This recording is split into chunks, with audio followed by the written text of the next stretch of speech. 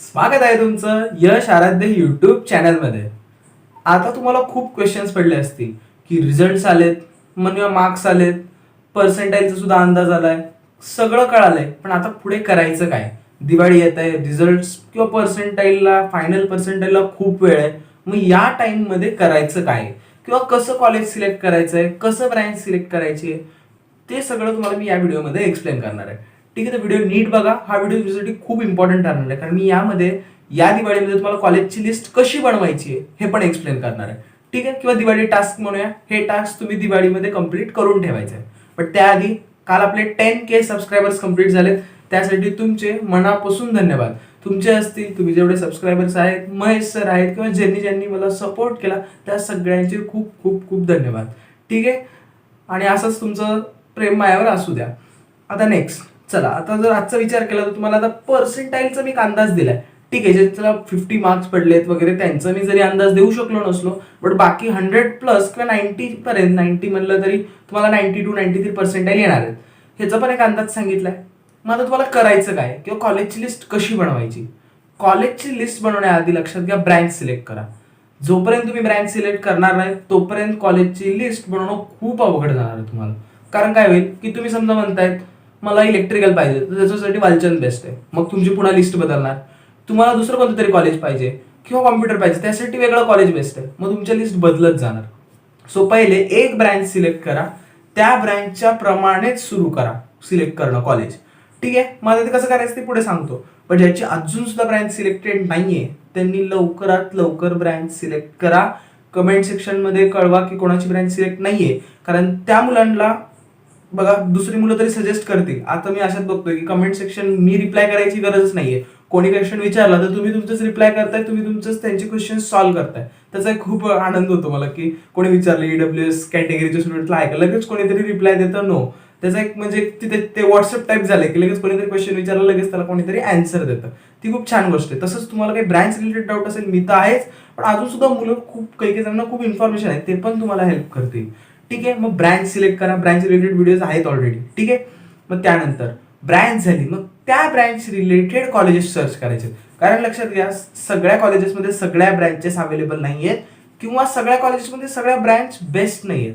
कसं आहे, एखादं कॉलेज असतं ते कॉलेज फक्त एखाद्या ब्रँचसाठी फेमस झालेलं असतं, पण ते सांगत नसतं. एखादं मी कॉलेज सांगतो, एक्झाम्पल XYZ कॉलेज आहे, त्या कॉलेजमध्ये मेकॅनिकल एकदम बेस्ट असतं, बट बाकीच्या ब्रँचेस ॲव्हरेजच असतात. पण शेवटी ते कॉलेज नाव त्याला इतकं बेस्ट दिलं जातं किंवा मग तिथे दुसऱ्या ब्रँचेसच्या ॲडमिशन होतात, बट प्लेसमेंट तिथे मेकॅनिकललाच असते. तर असं भरपूर कॉलेजेस आहेत. तर ही इन्फॉर्मेशन तुम्हाला काढणं गरजेची आहे की तुम्ही जी ब्रँच घेताय ती तिथे बेस्ट आहे का किंवा चांगली आहे का.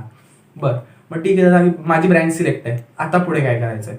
ब्रँच सिलेक्ट आहे, मार्क्स माहिती आहेत, ठीक आहे, पण गेल्या वेळेस जरी पर्सेंटाईल असले तर 2018, 2017 याचे कट ऑफ अवेलेबल आहेत.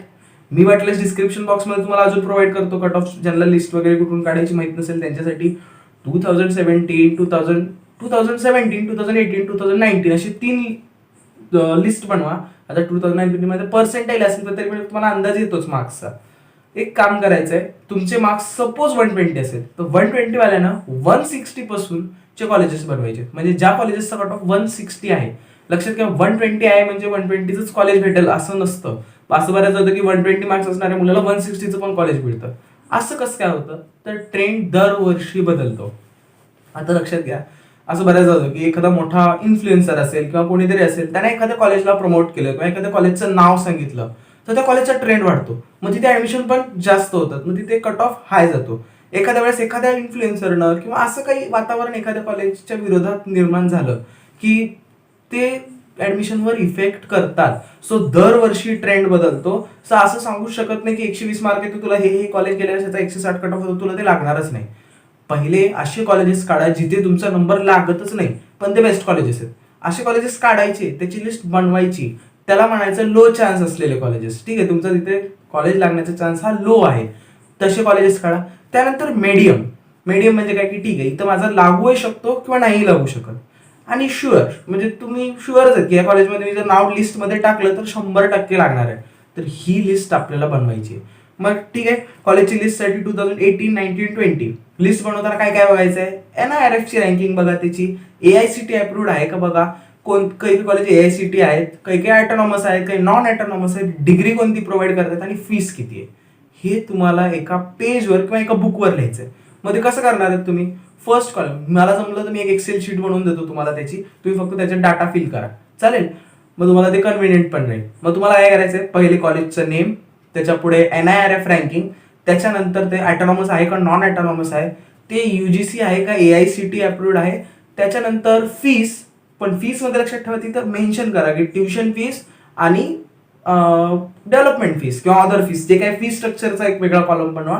त्यानंतर लास्ट म्हणजे तिथे तुमचा चान्स, की तिथे माझा लागायचा चान्स, कट ऑफ पण लिहायचे आणि त्याच्यानंतर चान्स, की माझा चान्स इथे हाय आहे, लो आहे, मीडियम आहे. जर हाय असेल तर त्या प्रायोरिटीनेच आपल्याला नंतर लिस्ट बनवायची आहे. जी मुलं ही काम करून ठेवतायत तर तुम्ही खूप म्हणजे तुम्हाला याचा खूप हेल्प होणार आहे. किंवा जेव्हा तुम्हाला ती लिस्ट पाठवलं, मला कॉल करत आता ही लिस्ट चेक कर, तर तेव्हा मी सांगेन की काही चेंजेस असतील तर, बट तुमचा तोच फॉर्म फिलिंगसाठी बेस्ट हे असणार आहे. तर लक्षात आलं, पहिले हे मी सांगितलेला डाटा, वाटल्यास मी जमलं तर एक्सेल शीट बनवूनच देतो तुम्हाला, तुम्ही त्या एक्सेल शीट मध्येच फॉर्म करायचे म्हणजे तुम्हाला त्रास होणार नाही. NIRF रँकिंग असेल सगळं काढा, फी स्ट्रक्चर काढा. फी स्ट्रक्चर कुठे मिळत नसेल तर गव्हर्नमेंटची एक ऑफिशियल वेबसाईट आहे, जमलं तुम्ही त्याची पण लिंक तुम्हाला डिस्क्रिप्शन मध्ये प्रोव्हाइड करतो. मग लक्षात आलं, हे एक्सेल शीट बनवायचं काम आहे तुमचं दिवाळीपर्यंत. 18 तारखेपर्यंत तुमचं हे काम झालं पाहिजे. त्यापुढे त्याला कसं रिअरेंज करायचं हे मी तुम्हाला सांगतो, त्याचा वेगळा व्हिडिओ बनवतो. पण सध्या पुरतं तुमचं काम कॉलेजची लिस्ट, त्याचे रँक्स, त्याचे कट ऑफ्स, हे सगळं तुमचं काम आहे दिवाळीमध्येच करून ठेवायचंय. आपल्याला रिझल्टच्या आधी सगळं प्रिपरेशन करून ठेवायचं, रिझल्ट नंतर फक्त फॉर्म फिलिंग राहिली पाहिजे. कारण आता विचार करा, नुसतं तुमचं काय म्हणतात डाऊट, ते काय आपलं ऑब्जेक्शन होतं, तर एवढा तारांबळ झाली मुलांची की हे टाइम नाही पुरला, कोणाचं काय झालं, तेव्हा तर खूप मोठी प्रोसेस आहे, त्यामधून जायचं. तेव्हा तुम्हाला हा वेळ मिळणार नाही. हा वेळ आहे तुमच्याकडे, तर तुम्ही ही लिस्ट बनवूनच घ्या. मग हे लक्षात आलं, ज्याला 120 मार्क आहेत त्याने 160 पासून सुरुवात करायची ते 70 मार्कापर्यंत, एवढ्या कॉलेजची रेंज हुडकायची तुम्हाला. 70 नाही जरी हुडकली ना तरी 80 पर्यंत, -30 पर्यंत जा, +40 पर्यंत जा तुमच्या मार्क्सनुसार. एवढा कट ऑफचा डोमेन हुडका, नक्की हुडका. आणि लास्ट एक असं कॉलेज ठरवा. आता समजा मी लातूरचा, आमच्याकडे बिडवे कॉलेज आहे, मला माहिती आहे ते कमी जरी मार्क्स असले तरी ते कॉलेज लागणार आहे, त्याला लोकल कॉलेज म्हणूया. एक असं कॉलेज ठरवायचं आहे आपल्याला की ते लास्टला आपण ठेवूया फॉर्म फिलिंग मध्ये. बट ते कॉलेज काही नाही लागलं, तुम्हाला कोणतंच कॉलेज नाही लागतं, त्या कॉलेजमध्ये मला तरी ती माझी आवडती ब्रँच मिळाली पाहिजे. तर हे एक कॉलेज तुम्हाला लिस्टमध्ये ऍड करायचं आहे, त्याला स्पेशल केस म्हणून घ्यावं. ऍडमिशन तिथे नसेल तुम्हाला घ्यायचं, माझं फिक्स आहे की मी लातूर नाही, मी पुण्यातच जाणार आहे, तरी पण ते कॉलेज इम्पॉर्टंट रोल प्ले करतं. कारण असं बऱ्याचदा होतं की आपण लिस्ट टाकतो आणि त्यातलं काहीच नाही लागत फर्स्ट राऊंडला. मग काहीच हातात नसण्यापेक्षा आपली कुठेतरी एखादी सीट हवी आहे ना. सो ते एक लोकल कॉलेजचं पण लक्षात ठेवा. तर आता तुम्ही कॉलेजची लिस्ट बनवायला सुरू करा. दिवाळी आहे, दिवाळी एन्जॉय करा, पण 1-1.5 तास बसून कॉलेजची लिस्ट बनवायला सुरू करा. बऱ्याच जणांचा रोज मेसेज येतोय की दादा तू इंजिनिअरिंग रिलेटेड थोडेसे व्हिडिओज प्रोव्हाइड कर, ते पण व्हिडिओ आपण प्रोव्हाइड करूया लवकरच. मी त्याचं तुम्हाला एक्सप्लेन करेन. एकदा दिवाळी होऊ द्या, दिवाळीनंतर रोज एक टास्क सुद्धा तुम्हाला देईन, ठीक आहे. मग बऱ्याच जणांचा प्रश्न आहे, मला 170 मार्क आहेत, 170 मार्क आहेत मला, आणि आता तू सांगतोय आता पुढे +40 जा, मग मी काय 210 बघू का? नाही. ज्यांना असे मार्क्स आहेत, बेस्ट मार्क आहेत, 150+ आहेत, त्यांनी फर्स्ट कॉलेज CUEP ठेवा, त्याच्या खाली खाली तुमची रेंज पकडा. -30 पर्यंत जायचंय तुम्हाला आणि +40 पर्यंत जायचंय. ही अशी कॉलेजची लिस्ट बनवायची. लिस्ट बनवताना मी तर सांगितलं काय डॉक्युमेंट्स, काय काय तुम्हाला फॅक्टर्स लक्षात ठेवायचे.